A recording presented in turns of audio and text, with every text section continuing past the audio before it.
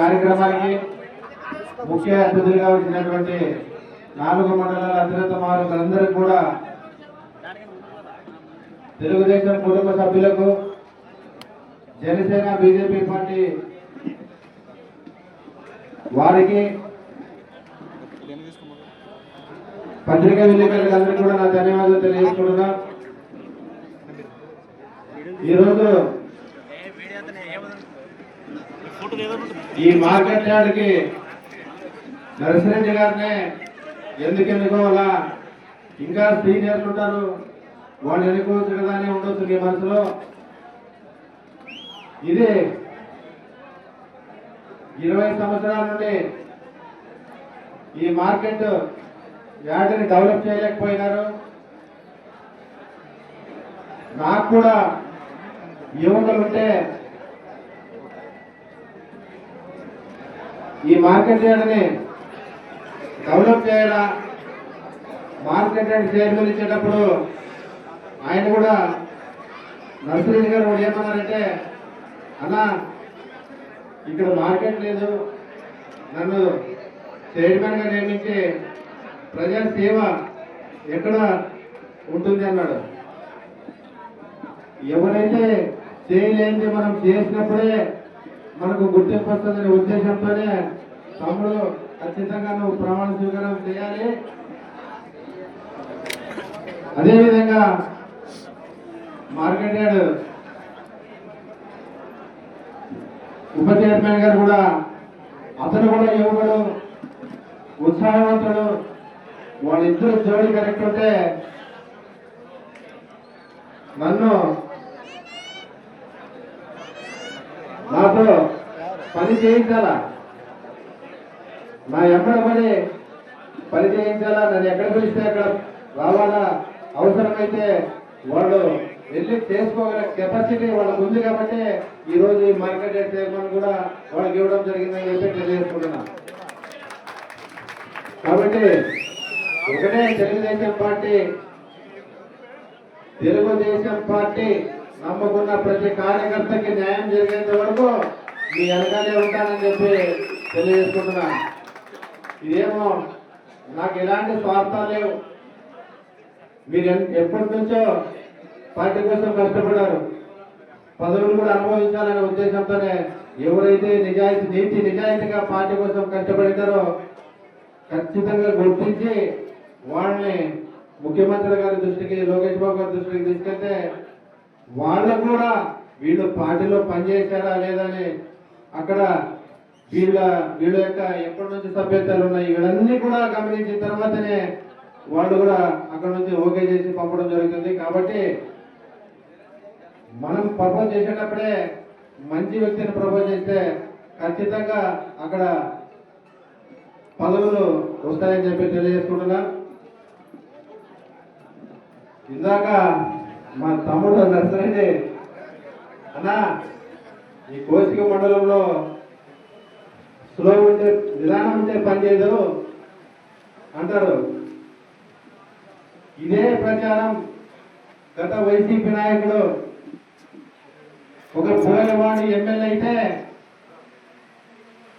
పడవ బలిగిన మిగతా అంటే మీ కుర్రోళ్ళు అయితేనేమి, ఇక్కడ ఉండే నేర్చేవాళ్ళు అయితేనేమి, అంటే చిన్నకారు కులాలందరినీ కూడా మీ బతుకులు ఏమవుతాయని చెప్పడం జరిగింది.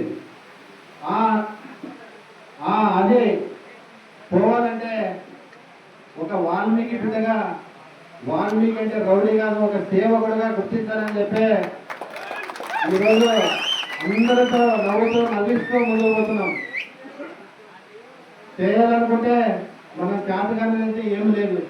మనకు చెడ్డ పేరు రాకూడదు, మన కులానికి చెడ్డ పేరు రాకూడదు, బడుగు బలిగిన వర్గాలంటే ఇలా ఉంటారా అనే ప్రజలు కూడా తెలుసుకోవాలి. కాబట్టి ఎవ్వరు కూడా ఆదాయపడాల్సిన అవసరం లేదు. తెలుగుదేశం పార్టీలో ప్రతి గ్రామ నాయకులైతేనేమి, మండల నాయకులైతేనేమి వాళ్ళందరికి కూడా సముచిత స్థానం ఖచ్చితంగా తెలుగుదేశం పార్టీలో దక్కుతుందని చెప్పి తెలియజేసుకుంటున్నా. ఇందాక రమాకాంత్ రెడ్డి అని చెప్పినట్లు ఏం చెప్పాలో అన్న చెప్పేసినాడు. ఇక గొడ్డలు దొరికింది చెప్పాడు, తల్లికి ఏం చేసినాడో చెప్పాడు, చెల్లికి ఏం చేసినాడో చెప్పాడు. కాబట్టి మనమందరం కూడా ఇప్పుడు వైసీపీ వాళ్ళు అబద్ధం ప్రచారం చేస్తున్నారు. ఆ ప్రచారాన్ని తిప్పికొట్టే బాధ్యత ప్రతి కార్యకర్త మీద ఉంటుంది. ఎందుకంటే మనం ఏదో అబద్ధాలు చెప్పి పోవట్లేదు ప్రజలకి. వాళ్ళ మాదిరిగా తల్లికి వందనం వేస్తానని చెప్పి, అమ్మఒడి వేస్తానని చెప్పి ఒక్కరికే వేసినాడు. ఈరోజు అమ్మఒడి ఎవరైనా ఎప్పుడైనా 5 సంవత్సరాలు 3 సార్లు బటన్ వచ్చినావా? ఈరోజు మా ముఖ్యమంత్రి గారు, మా ఐటీ మంత్రి గారు లోకేష్ బాబు గారు ఫస్ట్ అప్లై చేసుకున్న వాళ్ళకి ఒకసారి రాకుండా వాళ్ళు మళ్ళా సచివాలయంలో కంప్లైంట్ ఇస్తే 2వ విడత చేసినాడు. నిన్నగాక మన 3వ విడత కూడా చేసినాడు అని చెప్పి తెలియజేసుకున్నా. ఎవరైనా ఒకసారి ఏదో బటన్లోకి ఆ బటన్లోకి నొక్కడమే కానీ ఎంతమంది పడింది కూడా ఎవరికి తెలియదు. ఏమనంటే బటన్ నొక్కినా ఈరోజు అందరికీ తల్లి భోజనం పడిందని చెప్పి ప్రచారం చేస్తున్నారు. మా నాయకుడు ఎట్లా కాదు, ఎవరికి పడలేదో చెప్పండి, చెప్పి మళ్ళీ అడిగి వేయించుకున్నాడని చెప్పి తెలియజేసుకుంటున్నా. తెలుగుదేశం పార్టీని నమ్ముకుందాం, తెలుగుదేశం పార్టీ కోసం కష్టపడదాం. పదవులు కష్టపడిన ప్రతి కార్యకర్తను గుర్తించే బాధ్యత మాది, మా ముఖ్యమంత్రి గారు అని చెప్పి మీ అందరికీ తెలియజేసుకుంటున్నా. వర్షం వస్తుంది, భోజనాలు కూడా అన్ని పాపం నర్సరెడ్డి గారు మంచి నాన్ వెజ్ చికెన్ భోజనం కూడా పెట్టడం జరిగింది. అందరూ కూడా నిదానంగా భోజనం చేసుకోవాల్సిన అవసరం ఉంది. అరెస్ట్ అయినప్పుడు మన తెలుగుదేశం పార్టీ నాయకులు కానీ కార్యకర్తలు కానీ ధైర్యం కోల్పోయినప్పుడు నేనున్నా అని మనం భుజం తట్టి మనకు ధైర్యం చెప్పిన ఆంధ్రప్రదేశ్ డిప్యూటీ సీఎం పవన్ కళ్యాణ్ గారికి జన్మదిన శుభాకాంక్షలు తెలియజేస్తున్నాం. ఎందుకంటే మన కష్టకాలంలో ఉన్నప్పుడు మనతో పాటు ఎవరైతే ఉంటాడే వాడే మనవాడు. ఈరోజు అంతటి కష్టకాలంలో ఉన్నప్పుడు మనకు పవన్ అన్న ధైర్యం ఇచ్చాడు, అండ ఇచ్చాడు. అలాంటి వ్యక్తిని ఎప్పుడు కూడా తెలుగుదేశం పార్టీ మరదని తెలుగుదేశం పార్టీ మంత్రాలయం నియోజకవర్గం నుంచి అందరి తరఫు నుంచి కూడా జన్మదిన శుభాకాంక్షలు తెలియజేసుకుంటున్నాను. మంత్రాలయం నియోజకవర్గంలో పదుల జాతర స్టార్ట్ అయిందని అనుకుంటున్నాను. అవునా కదన్నా? ఎన్ని పదవులండి. మొదటగా కౌతాల మండలానికి ఇచ్చారు. ఈరోజు చాలా జిల్లాలోనే అతి ముఖ్యమైన పదవి తుంగభద్ర బోర్డు చైర్మన్ తిప్ప సుల్తానన్న గారికి. దాదాపుగా వాళ్ళ కుటుంబం పార్టీ పుట్టినప్పటి నుంచి చందాకరన్న పార్టీలోనే ఉన్నాడు. ఎందుకు ఈ మాట చెప్తారంటే కేవలం తెలుగుదేశం పార్టీ జెండా పట్టిన వ్యక్తులకు మాత్రమే పదవులు వస్తాయని నిదర్శనం మీకు అందరికి తెలియజేసుకుంటారు ఈరోజు.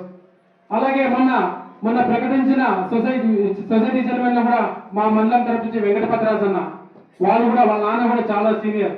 అలాగే బోయ మారేప్ప అన్న, అలాగే కోసిగి మండల అయ్యన్న గారు, అలాగే పెద్ద కర్నూలు పోతే తలార ఆంజనేయులు గారు, మీసేవ నర్సప్ప గారు, మంత్రాలయం పోతే రామకృష్ణారెడ్డి అన్న గారు, అలాగే మన రామరెడ్డి అన్న క్రిల్ స్టేషన్ రామరెడ్డి అన్న గారు సత్తమని. ప్రతి ఒక్కరు కూడా తెలుగుదేశం పార్టీ కష్టపడిన వాళ్ళని మీరందరూ గుర్తుంచుకోవాలా. కష్టపడితే పదవులు వాతంటే వాడు వస్తాయని చెప్పే నిదర్శనం మీ అందరికీ తెలియజేసుకుంటున్నా. కాబట్టి ఈ రోజు కూడా నేటి కార్యక్రమంలో మన నర్సిరెడ్డి మామ గారు మీసాలు పెద్దగా ఉంటాయి కానీ మనిషి చాలా మంచోడు. నేను చాలా సార్లు చెప్పిన మామ ఆ మీసాలు తీస్తే ఇంకా చాలా బాగా కనబడతావు, హీరోలా కనబడతా అంటే లేదు మామ నా మీసాలు తీస్తే నన్ను తక్కువ అంచనా చేస్తారంట. తక్కువ అంచనా కాదు మామ, నువ్వు చాలా మంచోడు, నీకు అత్యున్నమైన ఒక పని వచ్చింది. ఎందుకంటే ఈ మార్కెట్ యార్డ్ పని అనేది రమాకాంత్ రెడ్డి నాకు తెలుసు. దీని గురించి ఎంత ప్రాముఖ్యత ఉంటుందో, సమాజం ఎంత గౌరవం ఉంటుందో. మన ప్రాంతం అంతా కూడా రైతులు నివసించే ప్రాంతం. ఈ రైతులు ఉండే ప్రాంతానికి నువ్వు ఈరోజు మంత్రాలయ నియోజకవర్గానికి రైతుల తరఫు నుంచి అధిపతి, నువ్వు మర్చిపోకూడదు. ఈరోజు ఇక్కడ కార్యపకాలు జరగకపోవచ్చు కానీ రాబోయే రోజుల్లో ఇన్ఛార్జ్ సహకారంతో మీరు ఇక్కడ ఆపరేషన్స్ అన్ని జరగాలి, ఇక్కడ కొనుగోలు జరగాలి. రాఘవేంద్ర అన్న గారి నుంచి కూడా ఒకటే తెలియజేసుకుంటానా, మీరు కూడా రాబోయే రోజుల్లో ఇందాక మనోళ్ళు గారు చెప్పినట్టు ఒక కోల్డ్ స్టోరేజ్ ఇక్కడికి నిర్మాణం అయితే రైతులకు చాలా ఉపయోగపడుతుంది. ఈరోజు దాంతోపాటు వేరియస్ గోడౌన్లు కూడా కావాలి. ఆ గోడౌన్ కోల్డ్ స్టోరేజ్ చేస్తే ఈ ప్రాంతం అంతా కూడా చాలా అభివృద్ధి చెందుతుందని తెలియజేసుకుంటున్నా. అలాగే ఈరోజు కోసికి అత్యంత వెనుకబడిన ప్రాంతం అంటున్నారు అందరూ. ఎక్కడ వెనుకబడినారండి? 4 మండలాల్లో మీరే పరిగెత్తుకుంటూ పోయేది. రోజు మీకు రైల్వే స్టేషన్ ఉంది, ఈరోజు పులికల్మ ప్రాజెక్టు ఉంది, ఈరోజు రాబోయే రోజులు ఆర్టీఎస్ కెనాల్ స్టార్ట్ అవబోతుంది. మన రాఘవేంద్ర రెడ్డి సహకారంతో అన్న క్యాంటీన్ స్టార్ట్ చేయబోతున్నారు. అలాగే ఈ రోజు ఇక్కడ మార్కెట్ యార్డ్ ప్రమాణ స్వీకారం అంటే ఇక్కడ కూడా కార్యకలాపాలు స్టార్ట్ అయిపోతున్నాయి. కాబట్టి ఇక్కడ లేనిది ఏదన్నంటే ఆ చదువు మాత్రమే. ఇక్కడ మీరు మీ తల్లిదండ్రులు కానీ మీరు కానీ అందరూ కానీ మీ పిల్లల్ని చదివించి ఈ మాట ఎందుకు చెప్తున్నారంటే మనం ఒకరు చెప్తే వినేది కాదు, మనంతా కూడా నిర్ణయం తీసుకోవాలి. ఆ నిర్ణయం ఎప్పుడు తీసుకుంటామంటే మన దగ్గర చదువు అనే ఆయుధం ఉన్నప్పుడు మాత్రమే ఆ నిర్ణయం తీసుకోవాలి. మనం ఓడిపోవడానికి కూడా కారణం అదే. ఒకరు వచ్చి 4 పర్యాయాలు మనం మోసం చేస్తూనే ఉన్నాడు బాలారెడ్డి అనే వ్యక్తి. అతను వస్తాడు, ఏదో మైక్ పట్టుకొని చెప్తాడు, అతనిపై ఓటు వేస్తున్నాం. అదే చదువు అనే ఆయుధం మన దగ్గర ఉంటే ఈరోజు పెద్ద కడప మండలం చూడండి, వాళ్ళు పొద్దున్న లేస్తే ఎంగేనూరు కానీ ఆదరు కానీ ప్రాంతాలు తిరుగుతారు. వాళ్ళు తెలివిగా ఓటు వేసి ఈరోజు వాళ్ళు మెజార్టీ ఇచ్చారు. కానీ మిగతా 3 మండలాల్లో మాత్రం మెజార్టీ రాలేదు. నాకు ఇది ఎందుకు అనిపించిందంటే నిజంగా ఈ 3 మండలాల్లో కూడా కొంచెం బానిసత్వం ఉంది. వారి ఇంటికి చెప్తే వినాలా? ఎవరికి రెడ్డి అండి? మనకి ఈ రోజు మనం కూడా రైతులనే, మనం కూడా గౌరవంగా బతుకుతున్నాం. అతను ఇస్తే మనం బతకట్లేదు కదా, మన సొంత కాలం మీద మనం నిలబడుతున్నాం. కాబట్టి రాబోయే రోజుల్లో అయినా కూడా రాంపురం సోదరులకి బుద్ధి చెప్పాలి. ఆ బుద్ధి చెప్తేనే వాళ్ళకి భయం అనేది ఏర్పడుతుంది. కాబట్టి రాబోయే రోజుల్లో కూడా మీరందరూ కూడా చాలా మంచి వ్యక్తి రాఘవేంద్ర రెడ్డి అన్న గారు. మొన్న అనౌన్స్ చేసిన పార్టీ పదవుల్లో కూడా చూడండి ఎవరికి ఇచ్చారు. కోసి నుంచి పల్లెపాడు సోదరులు ఒకరైనా రామరెడ్డి మామూలు ఇచ్చారు. అతను ఎప్పుడు వచ్చినాడు పార్టీలో? 40 సంవత్సరాలు భీమోహన్ రెడ్డి శిష్యుడుగా ఎప్పుడు పార్టీలోనే ఉన్నారు. మాకు అత్యంత ఇష్టమైన వ్యక్తి గోపాల్ రెడ్డి అన్న. పార్టీ అంటే పిచ్చి అతనికి. తెలుగుదేశం పార్టీ చిక్కారెడ్డి ఓడిపోయినప్పుడు కళ్ళలో నీళ్లు చూశాను. అది 2 సార్లు కూడా ఇచ్చాడు.